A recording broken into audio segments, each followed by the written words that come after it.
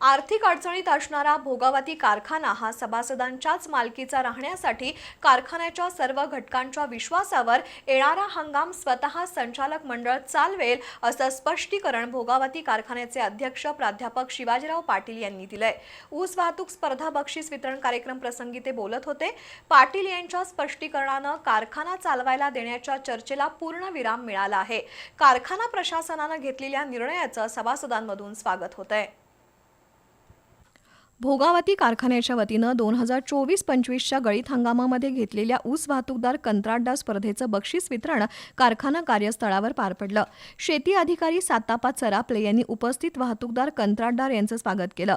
कारखान्यानं आयोजित केलेल्या वाहतूक स्पर्धेमुळे ऊस वाहतूकदारांमध्ये उत्साहाचं वातावरण होतं।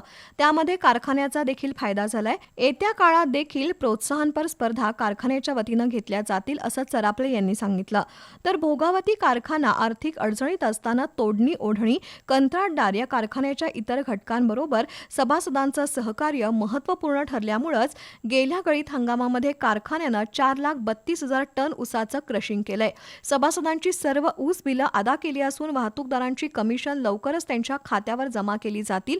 भोगावती माझी मी भोगावतीचा ही भावना सर्व सभासद वाहतूकदार कंत्राटदार आणि इतर घटकांमध्ये असल्यानं भोगावती सभासदांच्याच मालकीची राहावी या उद्देशानं भोगावती कारखाना सर्वांच्याच विश्वासावर स्वतः चालवणार असल्याचं पाटील यांनी सांगितलं।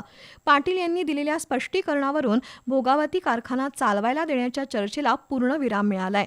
प्रशासनानं घेतलेल्या या निर्णयाचं स्वागत केलं जात आहे। दरम्यान ऊस वाहतूकदार कंत्राटदार स्पर्धेचं बक्षीस वितरण उपस्थित मान्यवरांच्या हस्ते पार पडलं।